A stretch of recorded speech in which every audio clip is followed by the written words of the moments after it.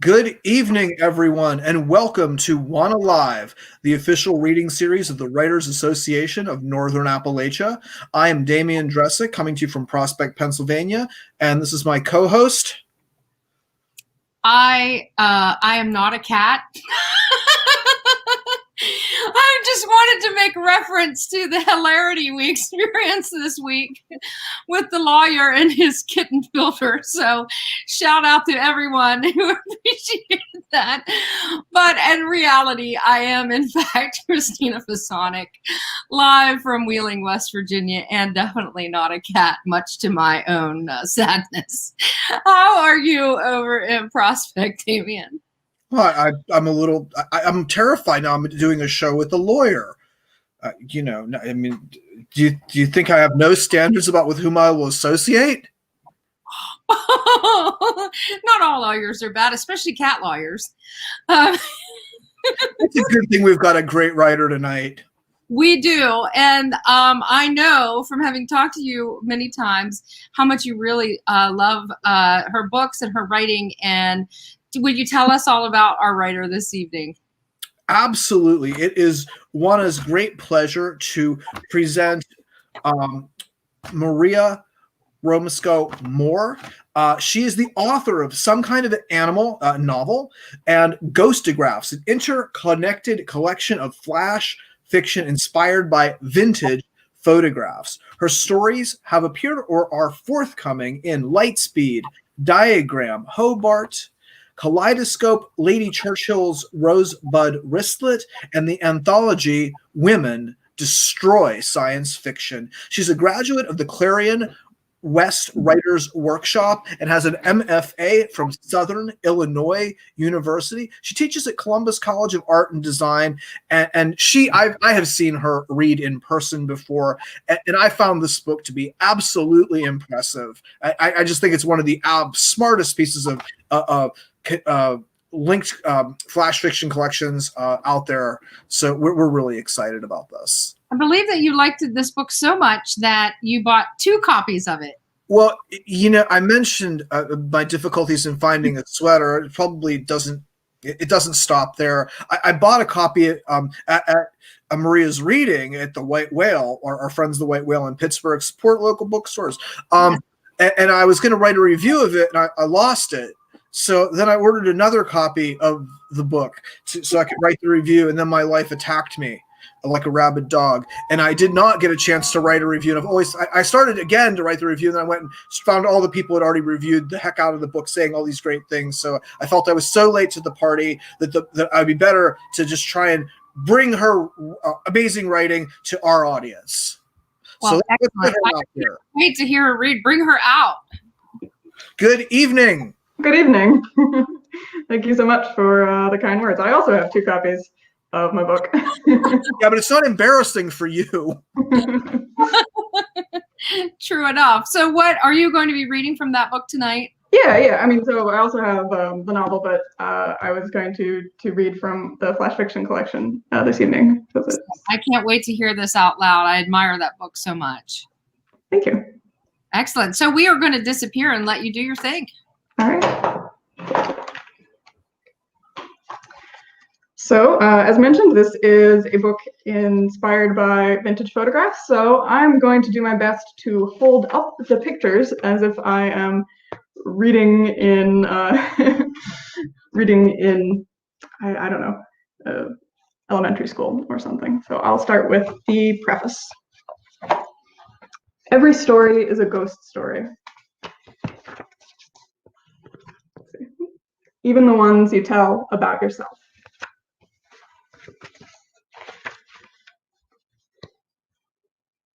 I can get this positioned correctly. When I was little, I believed that the person I was today, and the person I was yesterday, and the person I would be tomorrow were 3 separate people. I believed that I lived only one day. In the morning I was born, and in the evening I died, and the person who awoke in my bed the following morning was someone new.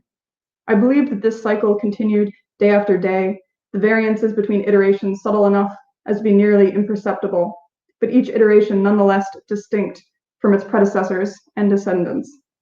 Like frames in a film, The succession of discrete individuals appeared from a distance to be continuous, but upon closer inspection was clearly divided by regular intervals of darkness, mistakenly referred to by most people as sleep.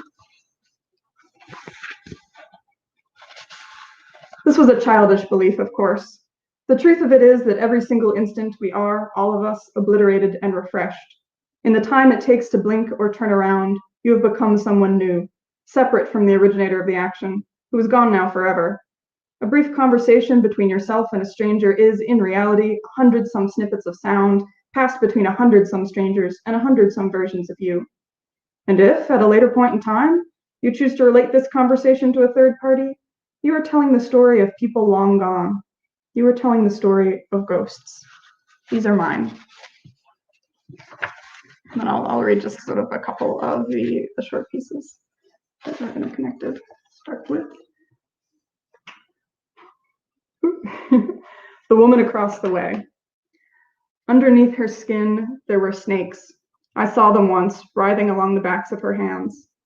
My mother made too many muffins, so she sent me with a tin to give to the woman across the way. We'd never seen her, but we heard she lived alone. The snakes were thin and greenish blue, and I know what you were going to say. Those were veins, you were going to say. Silly child, don't you know what veins are? But I tell you they were snakes. I tell you that as I handed her the tin, my hand brushed against the back of her hand, and I felt the prick of their teeth, needle sharp, on my palm.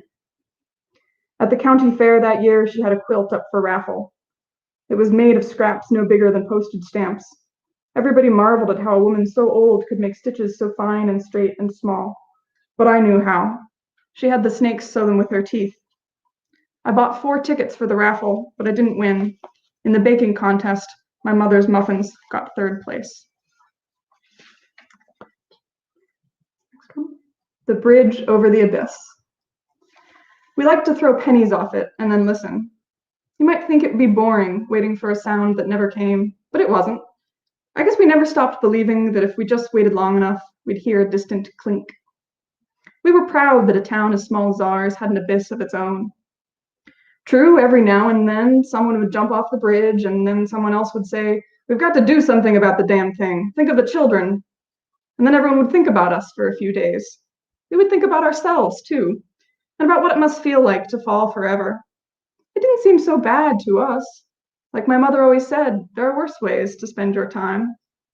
The people who went over the railings were missed, to be sure, but they were never truly mourned. There was too much uncertainty. It seemed possible that if we just waited long enough, we would hear them, calling up to us from a long way down, calling up to tell us what they'd found. Skip ahead a little bit. Read this one. Tess. They always said, "Let the light of the Lord shine through you." But when she did just that, they couldn't take it. You should have seen the fuss they made. Exorcisms on the hour, every hour. We all hated her, how smug she got in a darkened room. Her mother put her out on the porch at night. She shone brighter than the street lamps. Moths migrated from miles around just to throw themselves at her. At her birthday party that year, we had to cover her with a tablecloth. It hurt our eyes to look straight at her. She was so bright that if you held a book in front of her face, you could see every single page all at once. You could try to read the book that way, but it would make no sense. If you held your own hand over her hand, you could see all the muscles and veins and bones and the old rose thorn lodged under your left thumbnail. You could read your hand that way. They tried immersing her in the river at midnight, rubbing her skin with coal from a mine disaster, locking her in a lightless room for hours, but she shone on despite their efforts. She switched off of her own accord one morning. It was a great relief. We all had a lot fewer headaches after that. Skip ahead a little bit. One of the sort of themes that runs through here, there's a few, but is light. And so I'm reading ones that relate to that tonight. That's why I'm skipping around. So this next one, it's called God in the Garden. There's 2 pictures here. Grandpa said that seeds were vulnerable to Satan in their nascent state. Only by singing hymns to them daily as they slumbered under covers of dirt could we entice them to grow upward. In school, the teacher told us that all plants grow upward regardless of circumstance. But Grandpa said that was hogwash. He said some plants grow straight down into the earth. Those ones were already past saving. Don't plants need light to grow? I asked him. He laughed and said, sure they do, but there are a lot of different kinds of light in this world. So I sang. Different kinds of light. There is the light that lit up Tess, and there is the light of a lamp. And Grandpa told me these are different, though you might not know it to look at them. There is the light that lit up the river after the light bulb factory opened up, and there is the light that bubbles up from the bottom of a well sometimes, from a place deep inside the earth. That light is blue, and it blooms like a flower when it reaches the surface. Grandpa said he was one of the few people in the world who'd ever been lucky enough to see it. You've got to be careful with light, he told me. Some of it is shadow in disguise. Some of it isn't light at all, but merely the absence of darkness. Some of it can burn you. Some of it is colder than ice. Ice casts the light, as does stone. Some light is dangerous. Some light is safe. Be careful of the light that filters to the ground through a dense layer of tree leaves. Sometimes it changes shape on the way down. Some light is okay to drink, but some will make you sick. Some light has restorative properties. Some light is cast by ghosts for nefarious purposes. My grandpa taught me all this and more. If you are ever unsure what kind of light you are dealing with, he said, check to see if a cat will sit in it. If so, it is simply the light of the sun. And head to, I think I'll just do one more, keep it short. All of these are short, but keep it extra short. We'll end with my father. The fish were all dead, of course. Not much could survive in that river from year to year. So my father made his living fishing for phantoms. Salmon mostly, some perch. He'd bring them home in a big metal bucket with a heavy lid. Once I tilted up the lid to see them, swirling around the bucket in circles, scales translucent, bones silver. But I looked too long, and before I could shut the lid again, they all darted out and swam away into the sky. Except for one, which swam into the forsythia bush, where it was promptly caught by a cat. My father sold his fish ghosts to the butcher, who knew how to prepare them. But my father was the only one who knew how to catch them. Nobody could figure out how he did it. Ghosts are slippery things. Any number of us tried to follow him down to the river, learn his secret, but we'd always lose track of him somehow on the way. My mother said that was a trick of the light. The whole thing was a trick, my mother said. He didn't really fish at all. He just went under the water with that bucket, told all the ghosts he had something to show them, tilted the lid, said, here, come closer, take a peek. All right, and I was told to not read for too long, so I'll end it there. There's quite a few more in here, and they all sort of reference each other. Like a couple of these mentioned the river, and that's another short section, but that is Ghostographs, an album. That was absolutely awesome. I have like 10 billion questions, but I'm not going to ask them all. But I was very interested in persona. Mm-hmm. Can you talk about that a little bit more, like the persona of the poems and their relationship to the photos? And yeah, no, totally. So I mean, the persona is of a child who lives in the town, and I mean, the way I got to that initially was the sort of background behind this is I collected vintage photographs, old photographs when I was a kid, starting when I was about 10, and I found a box of them, and I used to sort of flip through them and try to imagine all the stories. yeah. And there were a lot of pictures of children, because parents like to take pictures of their kids, no matter whether they're doing it with their phone or with old-fashioned cameras. And of course, kids change a lot. So, I mean, and I was a kid when I first started collecting these photographs. So yeah, I was often drawn to the children, and I would track them through the photos. It was kind of like fun little mystery to be able to tell, like, is this the same kid as a previous photo? Because I bought a couple of albums and just some books. So yes, so the persona is a child, though also sometimes there is sort of a collective voice. Like I didn't read this one, but this one's called We, and it kind of describes the collective voice of the children in the town. in the way that, when you're a kid, you sort of run in this pack and you sometimes don't distinguish yourself from others. Is that answering your question? Oh, it absolutely is. And I mean, the one thing that I love about this is that I've always felt so terribly sad about photos that just end up without their people, without the person who knows the person in the photo. And this project of yours gave me like all the good things, because I feel like somebody cared enough about them to collect them and to write about them and to publish them and get them back out into the world. And the whole idea of that makes me feel so much better, because there are just endless photos of people everywhere that no one are, so I really appreciate and love that part of your project. Yeah. And the writing, of course, is exquisite. So. Yeah, and the very first photos that I remember collecting when I was a kid, I just found in this like box. It was like a candy box, an old, when you get a box of chocolates, all different chocolates. And I was in an antique store, this big antique store. It was kind of like half flea market, half antique store. It was like a whole warehouse, basically somewhere outside of Altoona, Pennsylvania. And and I picked it up. I was like, chocolates, and then I opened it. It was just full of loose photographs. Yeah, so I have no idea, how they got there exactly, or the various other albums I've collected over the years, but I am happy to treasure them. That's awesome. Totally awesome. Yeah, a delicious meditation. Definitely. The opening of this book is, I think it's literally one of the most brilliant commencements of fiction that extant. I remember I was like, oh my God, this is so impressive. There's a writer who once said that genius is our own thoughts expressed more fully and perfectly than we could ever hope to.